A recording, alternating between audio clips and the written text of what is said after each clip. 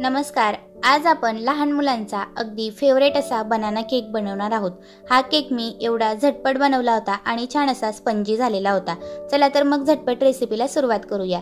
त्यासाठी मी 2 केळी बारीक कापून घेतल्या. त्यानंतर अर्धा कप मी साखर टाकली आणि या मिक्सर जारमधून आपल्याला याची बारीक पेस्ट तयार करून घ्यायची आहे. ही आता एका बाउलमध्ये आपल्याला काढून घ्यायची आहे. पाणी न टाकता आपल्याला ही पेस्ट बनवायची आहे. त्यानंतर 1 कप आपल्याला यामध्ये मैदा टाकायचा आहे. 2 चमचे खोबऱ्याचे किस टाकायचे. त्यानंतर अर्धा चमचा यामध्ये आपल्याला इलायची पावडर टाकायची. अर्धा चमचा बेकिंग पावडर टाकायची. अर्धा चमचा बेकिंग सोडा टाकायचा. इलायची पावडरने तर अगदी छानच टेस्ट येते. खायला सुद्धा एवढा टेस्टी लागतो, खूपच मस्त लागतो. त्यानंतर हे सगळं आपल्याला एकाच डायरेक्शनने फेटून एकजीव करून घ्यायचं आहे. त्यानंतर यामध्ये आपण ज्या कपाने साखर मोजली होती त्याच कपाने अर्धा कप दूध घ्यायचे आहे. 2 पळी आपल्याला यामध्ये तेल टाकायचे.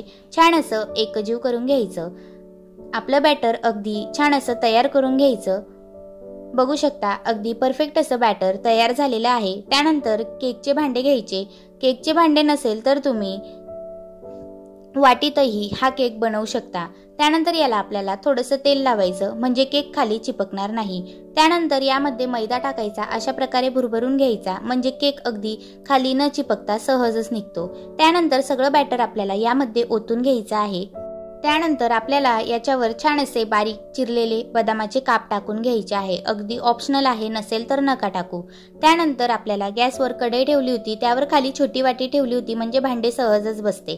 त्यानंतर आपल्याला हे झाकून 25 मिनिटं आपल्याला केक असा छान असा शिजवून घ्यायचा आहे. तुम्ही बघू शकता अगदी परफेक्ट असा आतून सुद्धा केक आपला मस्त सॉफ्ट झालेला आहे. चाकूला जराही काहीही बॅटर न लागता सहजच चाकू एकदम कोरडा निघालेला आहे. बघू शकता अगदी फुलून केक सुद्धा वरती आलेला आहे. आता आपल्याला चाकूने आजूबाजूने केक काढून घ्यायचा. अशा प्रकारे एका प्लेटमध्ये भांडे उलटे मारायचे आणि केक लगेचच आपल्याला काढून घ्यायचा आहे. बघू शकता केक अगदी न चिपकता न तुटता झटपट निघालेला आहे. अगदी परफेक्ट असा पौष्टिक आणि छान असा बनाना केक आपला तयार झालेला आहे. तुम्हाला ज्या प्रकारे स्लाइस हवे असतील त्या प्रकारे तुम्ही कापून आपल्या मुलांना सहजच झटपट देऊ शकता. माझ्या मुलाला तर हा केक एवढा आवडला. अगदी स्पंजी सॉफ्ट अगदी मऊसूत झालेला होता. अशा प्रकारे आपण रव्याचा केक सुद्धा बनवू शकतो. फक्त मैदाऐवजी रवा घ्यायचा. त्या प्रकारे सुद्धा केक अगदी सॉफ्ट आणि स्पंजी होतो. अगदी छान लागतो खायला. तुम्ही हा केक बनवून लहान मुलांना टिफिनला सुद्धा देऊ शकता किंवा झटपट घरात खायला सुद्धा बनवू शकता. आठवड्यातून एकदा बनवला तरी सुद्धा त्यांना खूपच आवडेल. घरच्या घरी केक बनवून त्यांना दिला तर ते अगदी आवडीनेच खातील.